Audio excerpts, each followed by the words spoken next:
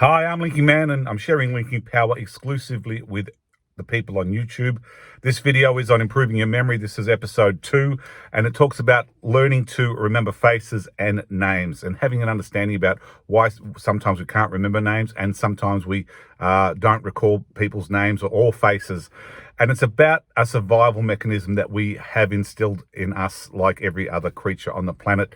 There are certain survival skills that we need to know. We need to use our brain, our minds to remember what is safe, what is dangerous, what we link pleasure to, what we link sorrow or pain to. So when we have a nice experience with somebody we meet, there's a very good chance we're going to remember that person and link some positive, happy thoughts to that person. So when we see that person next time, we're immediately flooded with some pleasurable thoughts. And that's why you remember that face, because you're linking some sort of experience, some emotion to that person's face. And oppositely, if somebody did something nasty to you, they were bullied or they hurt you in some way, they linked some sort of pain to you, there's a good chance the minute you see that face, your survival skill is going to link that some sort of pain, some anxiety, some caution to that person's face. And that's why it's when people say first impressions last. If somebody does something to you the very first time you meet them, you always have this uneasiness about them, unless you sort of learn to take control of your memory, of your psychology, of your mindset. And that's what this program is trying to help everybody understand, that you can master your memory, you can take control of your emotions and your thinking by understanding this linking power, this linking process. So realizing that the mind works by linking information, we need to learn to take control of what we're linking and how we're linking it. So when it comes to people's faces, like I said, we link pain or pleasure from an experience, and that gets stored on a subconscious level. So you may not even have, and it couldn't be from years previously, it could be from 10 years ago, 20 years ago. You may not even have conscious awareness of why somebody makes you feel uncomfortable. It's just there. But generally speaking, there's something that they've done or some experience that had happened. It may have just been a bad experience at a party, and that person may not have been involved, but they were there, and you link some sort of anxiety, some discomfort around that person. So just learning to improve your memory and taking control of the way you think about things helps you to understand that situation and take control of that situation. It's also relevant to when we start talking about recalling or remembering people's names. There's a few techniques to learn how to remember people's names.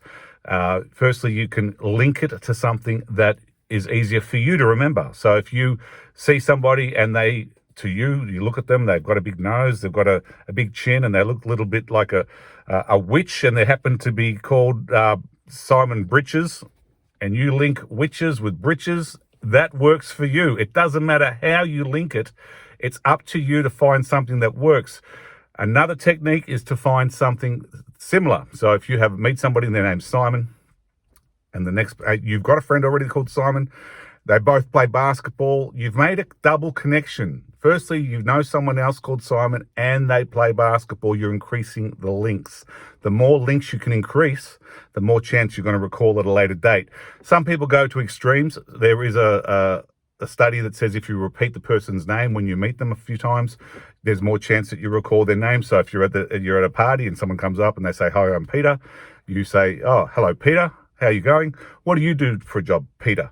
So by just repeating their name a few times, your motor skill memory is linking that name to that person very quickly. And it does work. It works with a lot of other techniques, especially training. If you've learned to fly an aeroplane or operate some equipment, then they do try and use repetition very quickly so that your mind makes an instant connection, a very quick connection to whatever instrument, object, gear stick, lever, a steering wheel. And in this case here at the party, someone's name, someone's face. What tends to happen is we'll meet somebody and we'll know the face, and then we'll meet them a year later and we know their name, we just can't recall it. So there is a difference between not remembering and being unable to recall. If you don't remember something, that means that somebody will come up to you and say, "Oh, do you remember that person over there? His name's Peter." And you say, "No, I don't remember meeting him." You may have been busy that time, you just didn't pay attention, and you actually don't even remember meeting that person or don't remember that person's name. But you might see a picture on the TV, in a magazine, and you can say, "I've seen that face. I think I know that person's name. but you can't recall it. You can go through the alphabet. Does the name start with B, C? Is it Dave? Is it John? Is it Harry? Try and link it to something. Where did you see it the first time? Was it in a movie? What was the movie about? When did you see the movie? Who? What other movies is that person into?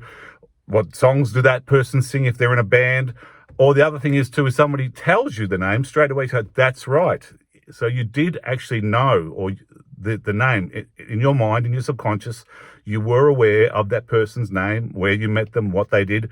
You just were unable to make the connection, the link, to recall that information immediately. And that's why some post-traumatic stress therapy, whether it be with a psychologist, whether it be cognitive behavioral therapy, these things are used to extract the links, to try and find out what connections were made in the past to create these memories, these subconscious connections that we aren't fully aware of consciously, but are there for us to have a better recall if we learn how to take control of our memory, if we understand that the mind works by linking information. So when people talk about having a belief system, we are still talking about a linking system. The way you link your mind, you can believe in God, in Allah, in Buddha. You can believe in reincarnation, in ghosts, psychic abilities, paranormal. Doesn't matter what you believe in. What it comes down to is what you link in your head is what makes you who you are. So I'm a result of all the links that I've done in my life to get me to where I am now.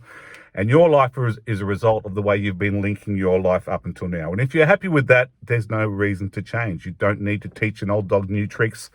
If you're happy with where you are, a little bit of new information isn't going to hurt. But if you realize that you can transform your life, you can see life differently, you have been programmed or conditioned by the way you've been brought up, the family you're in, the work you've done, the schooling you've done, and you can actually improve every area of your life by improving the way you're linking every area of your life. And it starts with your mind. The number one way to improve your life is to improve your understanding of your mind. By understanding how the mind works, not only do you have a better understanding about what motivates you and what drives you to achieve things, but you can influence other people more effectively and efficiently by understanding you need to relate to them on their level. Like I said, it's about linking. All these words we have mean the same thing. When you want to make a connection with somebody, when you want to create association with somebody, when you want to relate to somebody, it's all about connecting in such a way that the other person can make a connection to what you're saying. They can link that information. If you tell somebody something and they don't get it, that means they're not linking it. And if you want to learn something, it means you're making the connection. So unless you've linked it, you haven't learned it.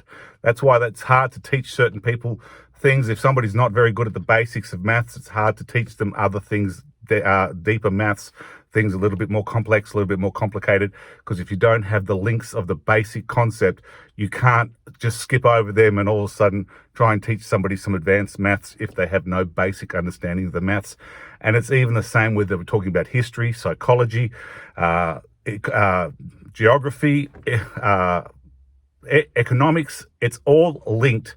But unless you have the basic understanding of a certain area, it's very difficult to take that person to an advanced understanding. And even if you try and teach somebody advanced maths at a young age, before they're ready to learn, and they might learn a couple of skills, they might have a natural ability to understand certain things, it doesn't mean that they're going to fully understand the concept and be able to use it effectively and efficiently without the full understanding of everything. And that's why it goes back to talking about memories with your mind, people's faces, people's names. It's about understanding how your memory works. If you want to improve your memory, you need to understand it's all about linking. Focus on what you're linking, how you're linking it, how you can improve the way you're linking things, and you will improve every area of your life. I'm Linking Man. Thanks for watching.